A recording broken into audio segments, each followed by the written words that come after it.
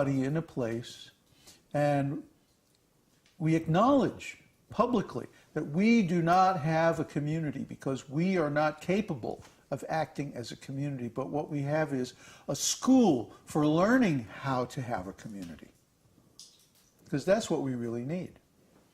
That's what's not there. How do we learn the skills of working together and living together and creating commitment and community and consensus? See, I don't care what kind of a structure you have or what kind of ways you have of making people do what you want them to do. If there is not a real consensus in the community, it will fall apart. It's just a matter of time. Now, that's what's happening in the whole Western society right now. The demons tried to build a consensus of, okay, everybody's out for themselves, and the name of the game is material enjoyment, and the guy with the most toys wins. The most power, the most money, the most influence, the most servants, the most stuff, the most land, the most this, the most that.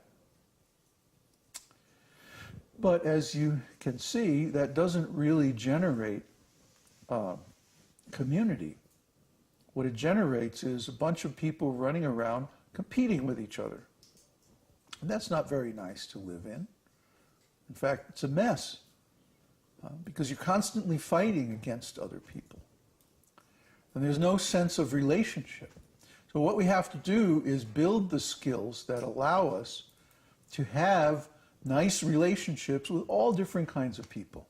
Not just people who are like us, the same age, the same socioeconomic status, the same tastes, or the same style, lifestyle, or whatever.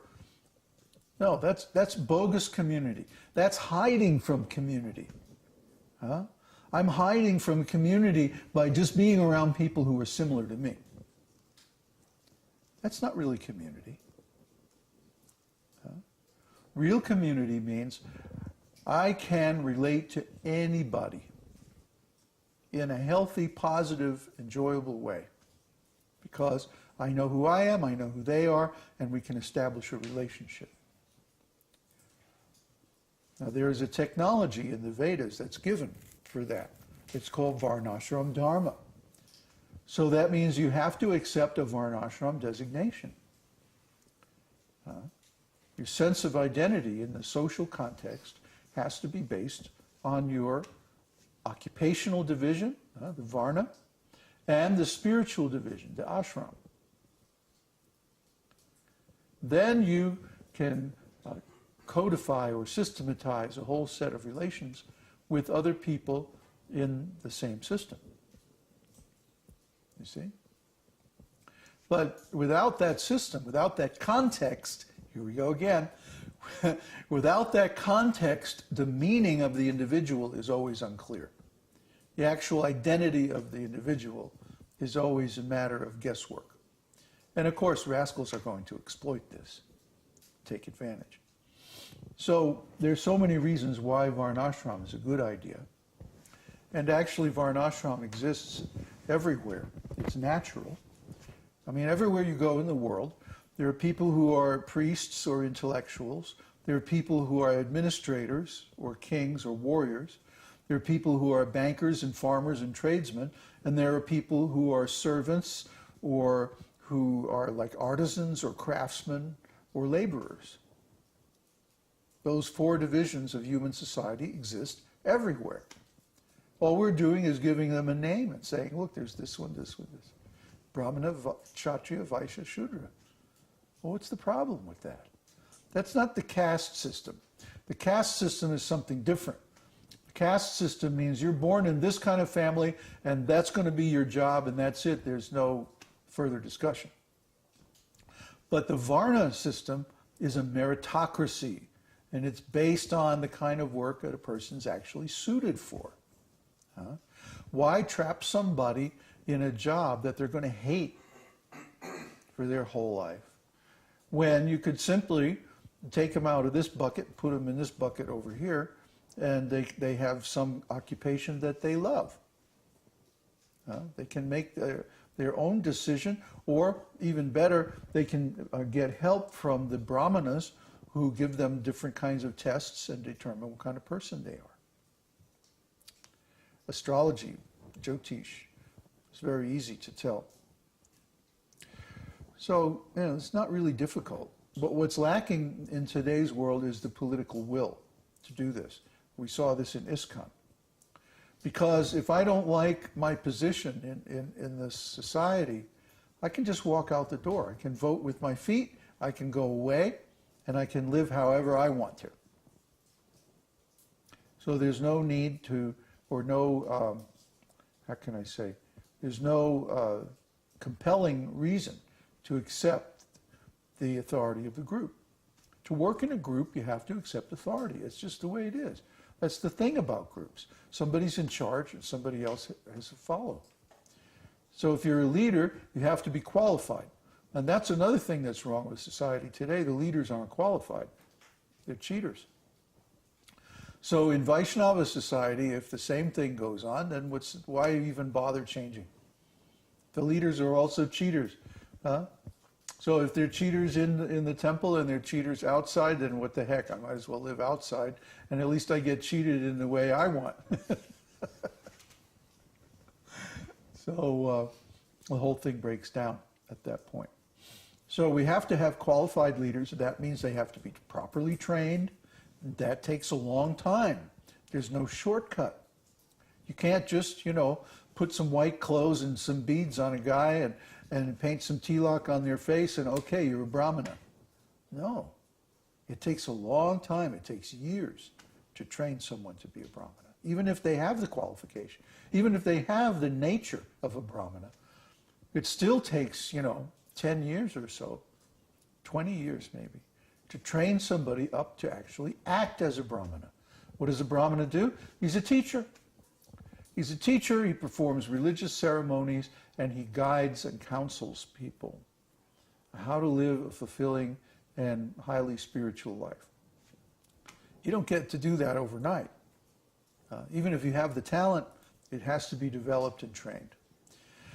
So how are we going to have communities all over the world if we don't even have one community where everyone's following all these things? See, first we got to establish one.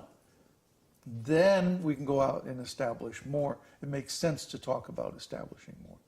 This is a very tough decision for me. Since I started preaching, 6 or 7 years ago, I have been trying to get people to start communities, or at least take up the preaching and spread the preaching. I haven't had much success with that, even though I've been asking. And I think we finally have isolated the real issue. We don't know how to do it. When I say we, I mean as a community. We don't know how to establish a community.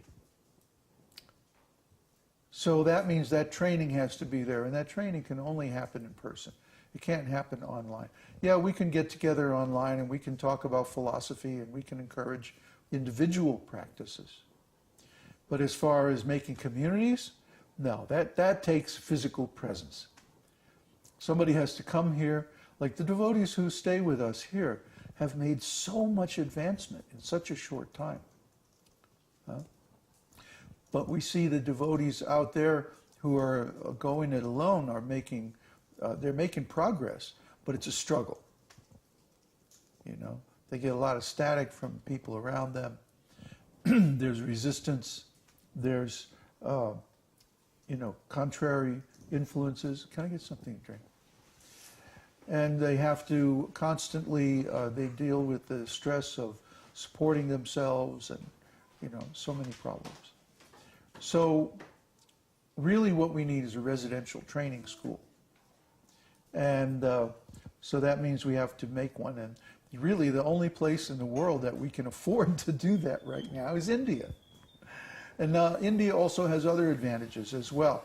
The feng shui or the vastu situation of India, and especially the southern hills, Vindalai Hills, are really just perfect because, thank you, they're cool, they're clean, they slope toward the east or northeast.